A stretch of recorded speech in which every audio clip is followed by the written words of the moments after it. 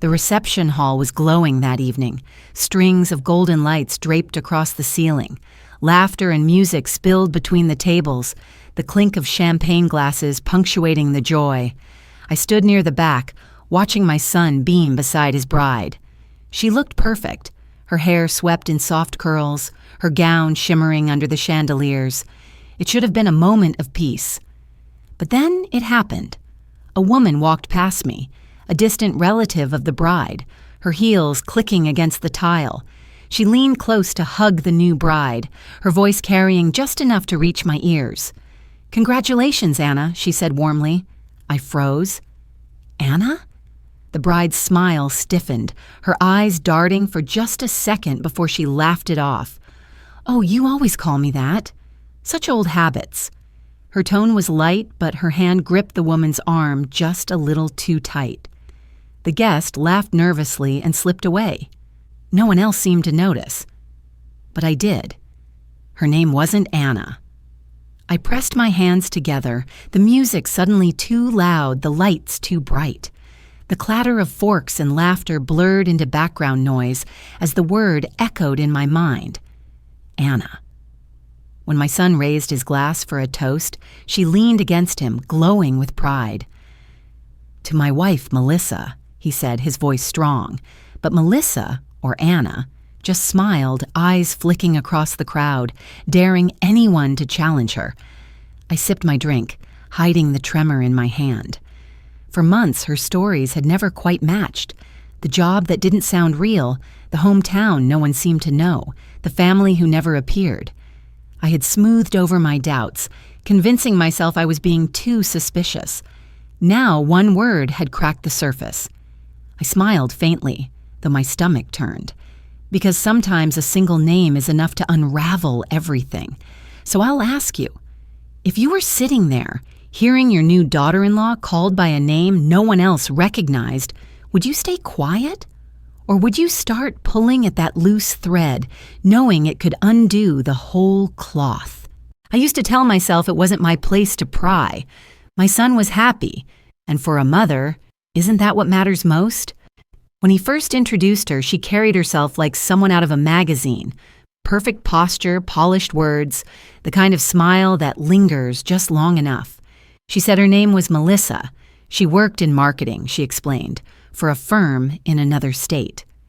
Remote, mostly, she added, waving her hand as if details were beneath her. I remember offering coffee that first night, the kitchen smelling of cinnamon rolls I had baked. She praised everything, my dishes, my home, even my garden roses, but her eyes never quite softened. Compliments rolled off her tongue too easily, as though rehearsed. Still, I chose to see what my son saw. Someone elegant, someone confident, someone who made him beam. My flaw has always been smoothing over doubts, pretending sharp edges were only shadows. At dinner one evening, she told us she grew up in Vermont. A week later, she said New Hampshire. When I asked what high school she'd gone to, she laughed lightly. "Oh, one of those small towns. You wouldn't know it." Her tone was airy, dismissive. My son squeezed her hand, charmed. That night, I checked the alumni directory online. No Melissa Carter listed. I scrolled again, slower this time. Nothing. A hollow thud grew in my chest, one more slip in a story that was supposed to be simple. I noticed her phone rang often, but the name on the screen was always hidden. Blocked. "Work calls," she'd say, slipping into another room. At church, Elaine leaned across the pew, her whisper sharp. "She's beautiful, yes, but no one seems to know her people." Odd, isn't it? Elaine's flaw was gossip, but I knew her instincts were often right. I brushed it off anyway, murmuring, "She's private." The weeks before the wedding blurred in a rush of planning. I wrote checks for the florist, the photographer, the caterer, stack after stack of receipts with my signature at the bottom. Melissa smiled sweetly each time. "You're too generous," she'd say, slipping the paper into her binder. At the rehearsal dinner, laughter filled the hall. My son toasted her, calling her his rock, his safe place. But when an old acquaintance walked by, she stiffened. The woman reached out warmly, saying, "It's been so long, Anna." Melissa's smile froze, then melted back into charm. "You always mix me up with someone else," she said quickly, changing the subject. That was the first time the name Anna surfaced. The second time was at the reception, and I couldn't shake the truth anymore. This wasn't just a coincidence. I tucked the thought deep inside, smiling at the guests, smoothing napkins, nodding at laughter. But my mind turned sharp, cataloging every inconsistency. The too perfect job, the vanishing hometown, the shifting stories, and now the wrong name. Twice. The first real crack appeared the week after the wedding. I was tidying the living room when a knock came at the door. Elaine stood there with a basket of muffins, her eyes glinting the way they always did when she carried news. "I ran into someone at the market," she said, stepping inside. "She swore she recognized your new daughter-in-law." Called her Anna. Said she remembered her from high school down in Pennsylvania. My hands stilled on the basket. "Pennsylvania?" I asked. "She told us she grew up in Vermont." Elaine raised her brows. "Well, someone's lying. And I don't think it's the woman with the shopping cart." That evening, I couldn't keep the thought out of my mind. After dinner, while Melissa or Anna was clearing dishes, I noticed her purse half open on the counter. A thin envelope stuck out, its corner marked with a seal. My fingers itched to pull it free. I reached out, the paper cool under my fingertips. But before I could slide it all the way out, her voice cut through the silence. "Looking for something?" she asked. For a moment, her eyes locked on mine, cold and unblinking. She slid the purse toward her chest and zipped it shut. The sound of the zipper hissed like a warning. "Stay out." I jerked my hand back. She stood in the doorway, her smile too calm, her eyes sharp as glass. She stepped forward and slipped the envelope back inside, zipping the purse closed with one slow pull. "You should rest," she said lightly. "Big day tomorrow." My throat felt dry. I forced a smile. "Of course. Just tidying." Later that night, I lay awake, the house creaking around me. I replayed every slip of the tongue, every detail that hadn't lined up.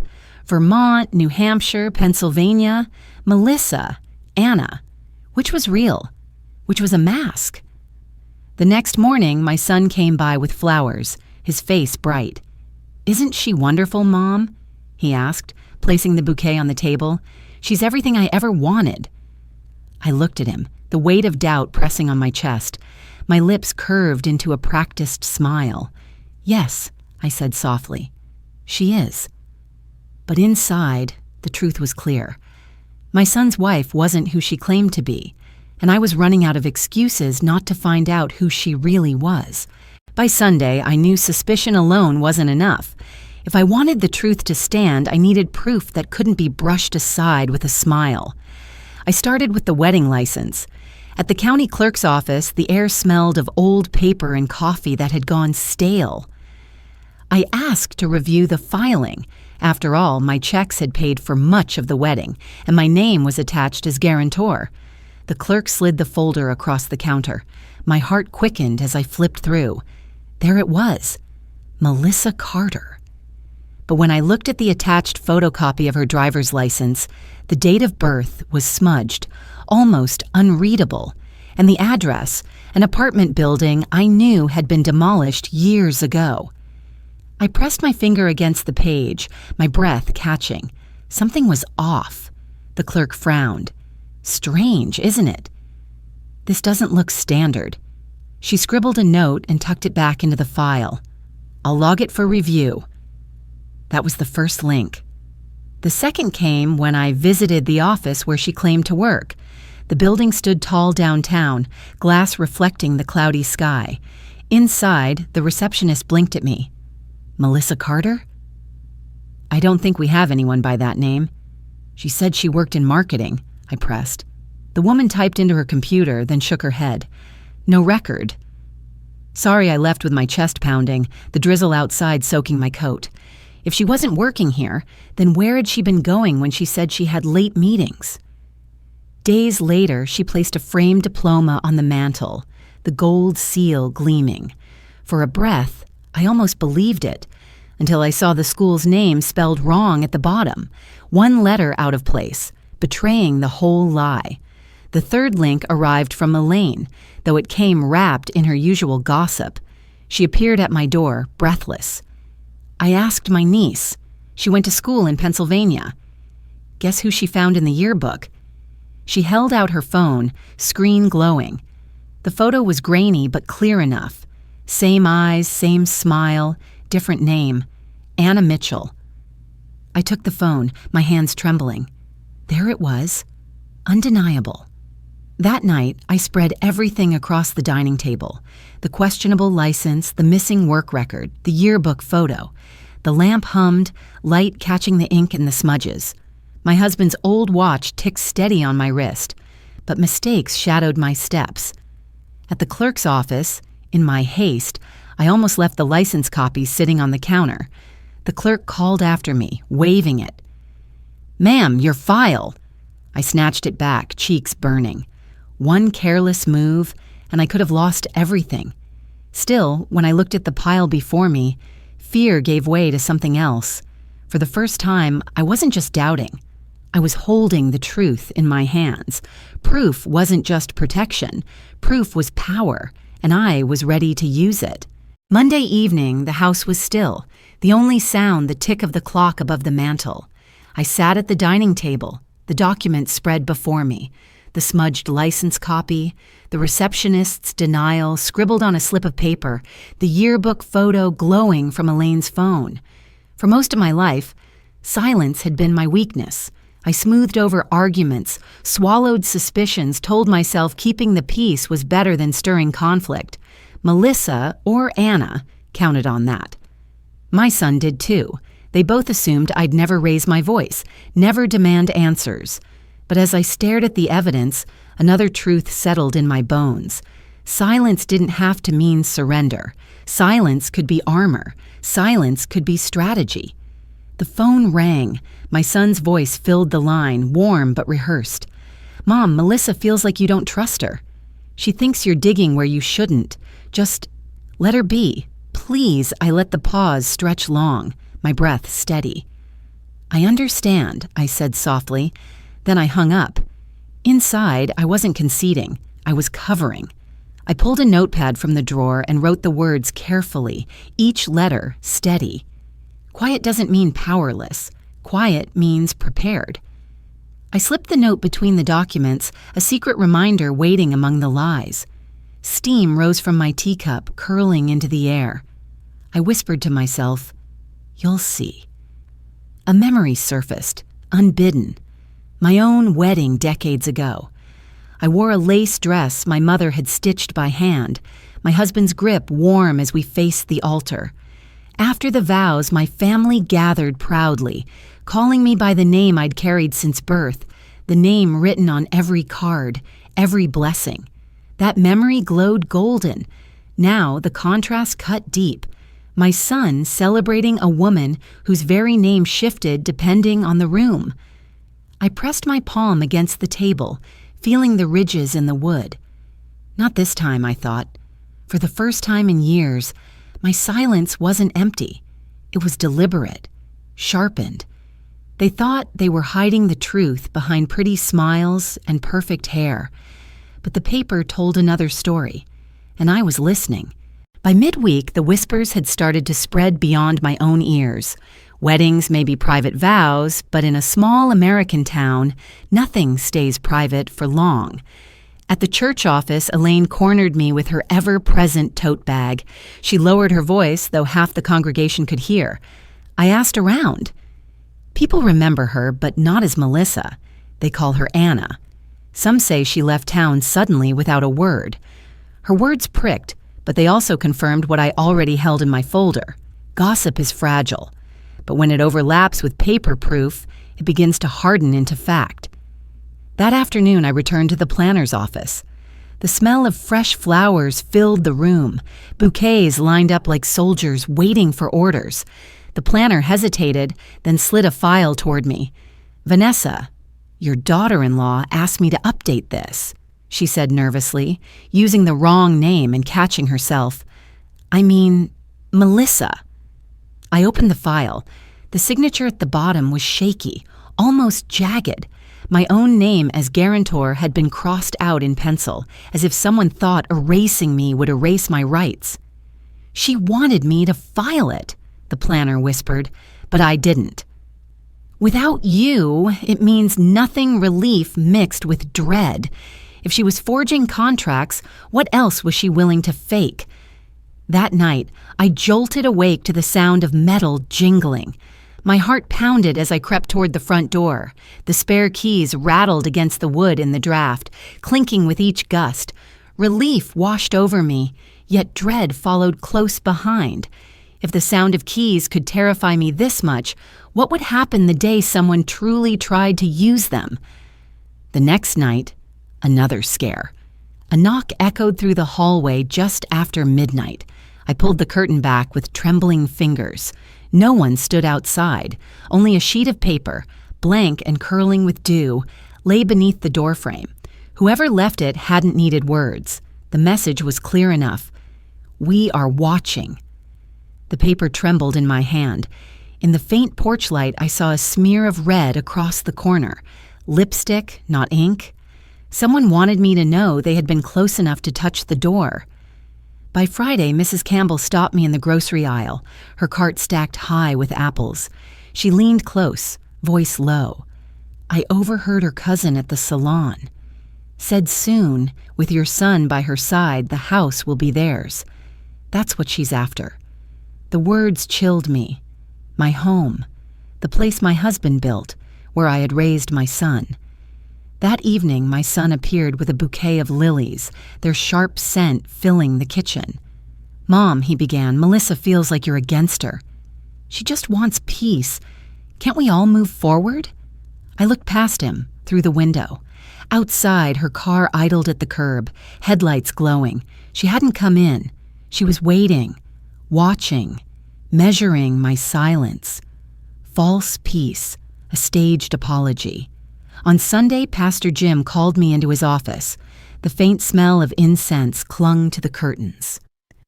I've been hearing troubling things, he said carefully. The license hasn't been validated. Without your confirmation as guarantor, it cannot be filed, and I cannot bless a marriage built on deception.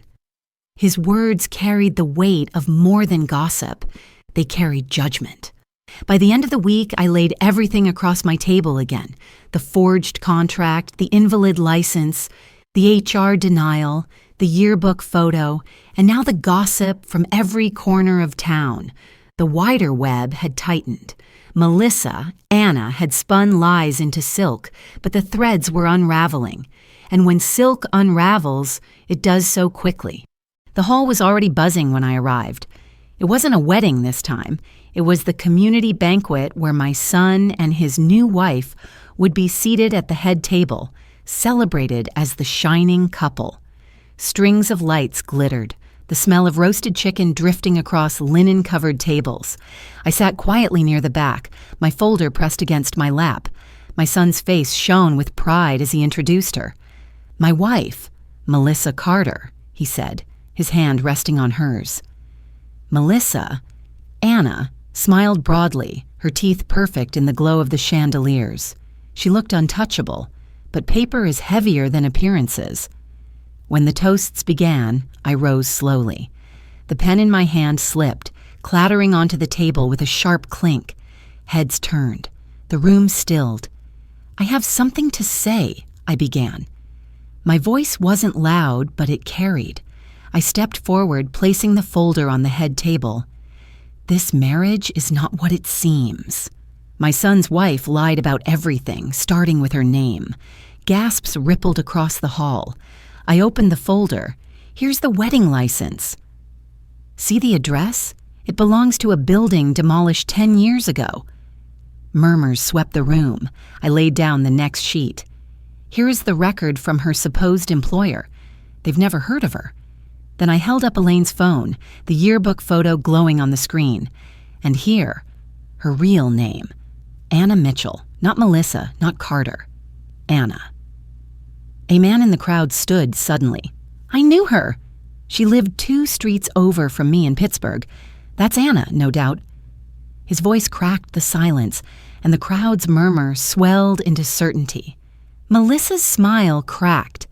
This is ridiculous, she spat, her voice trembling. You're confused. These are mistakes, Mr. Hughes, the banker, rose from his seat. I've reviewed the documents. The guarantor's signature is real. The forged one is not. The planner stepped forward, her clipboard shaking. She asked me to alter contracts. I refused. Without the guarantor, nothing was valid. The pastor's voice rang out, steady and firm. And without her legal identity, the license cannot be blessed. This marriage cannot stand my son's face drained of color. He looked at her, then at me. Tell me it isn't true, he whispered. Melissa, Anna, stood abruptly, her hands trembling. I never meant to hurt anyone. I couldn't let you know the truth. If you knew my past, you'd have never accepted me. She lunged for the folder, snatching a page, tearing the corner as if destroying proof could erase truth. But the planner seized it back, snapping, "Too late. Copies are already filed." The ripped edge fluttered in her hand like a white flag. The room erupted in whispers, some guests filming, others staring wide-eyed. My son's voice broke. I ignored the signs. I didn't want to know. Mom, you were right. His confession hung in the air, heavy with regret. Melissa's cousin Sarah fidgeted, twisting her ring. We should have stopped her, she admitted in a low voice. The symbolic crack widened further. I gathered the documents, sliding them neatly back into the folder. My hands no longer shook.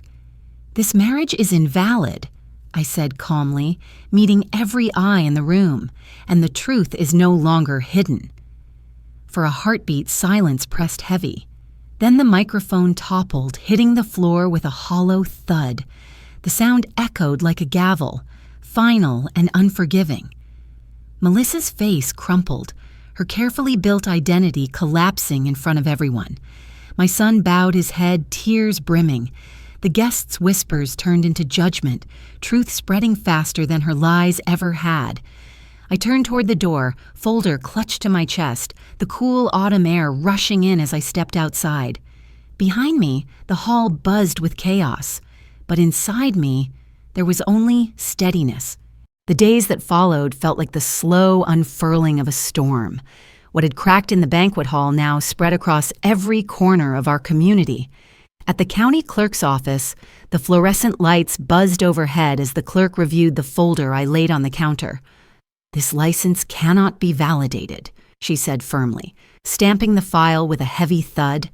The name on the application doesn't match any state records. Legally, the marriage never existed. I felt a weight lift, though the ache in my chest remained. The banker, Mr. Hughes, confirmed the financial side. Your deposits are intact. Any attempts to alter the contracts were void without your approval. He looked at me with quiet respect. You protected more than your money. You protected your family's dignity. The wedding planner stopped by later, her clipboard clutched like a shield. I'm sorry I didn't tell you sooner, she admitted. She pressured me, but I knew something was wrong. I've filed my statement. Her voice shook, but her eyes were steadier than before. Even Elaine, gossip sharp as a blade, arrived with muffins and her own kind of pride. It's all anyone talks about now, she said, setting the basket down. Not her lies, but your strength.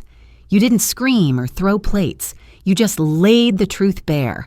That silence will echo longer than her stories ever did. At church, Pastor Jim spoke from the pulpit, incense curling through the air. We honor truth, even when it hurts.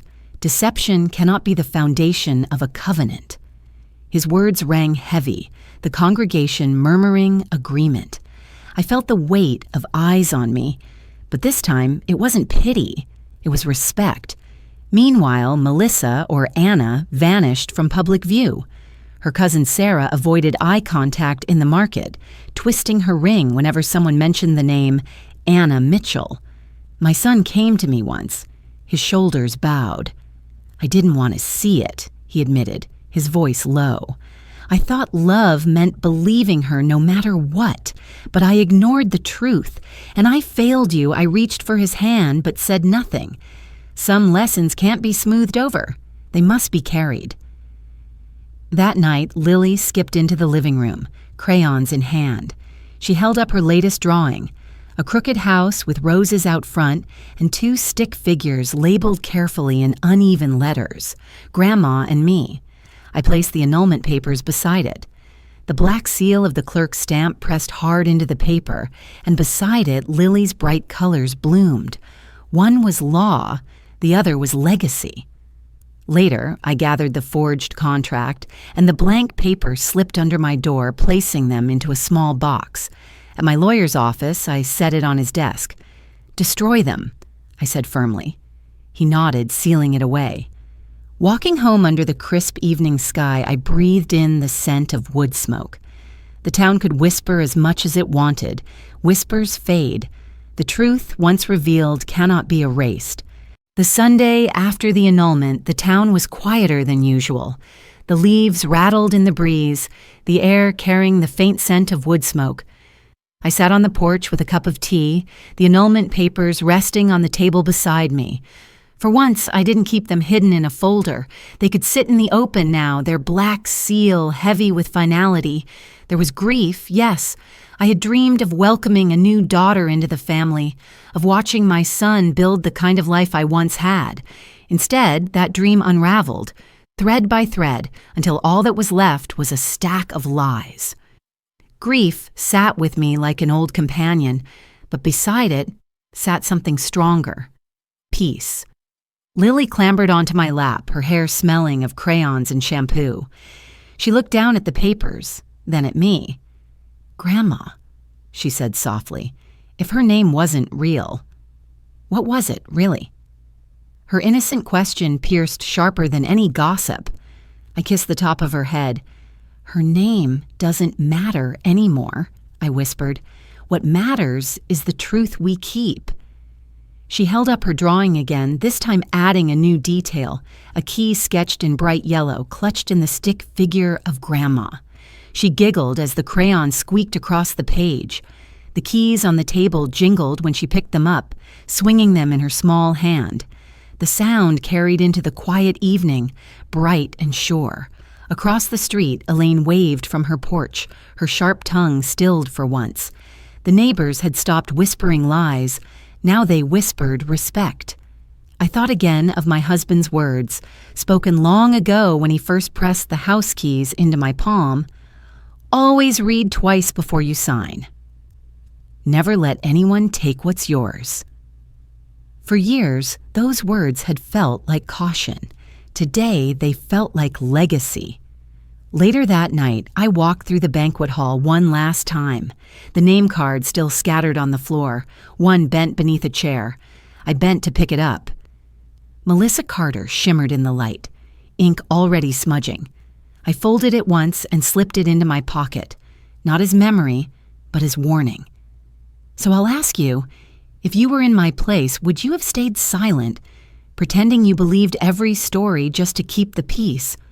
Or would you have pulled at the threads, even if it meant unraveling everything? I lifted my tea, steam curling into the fading light. The porch boards creaked beneath my chair, and for the first time in months, the silence around me felt like safety.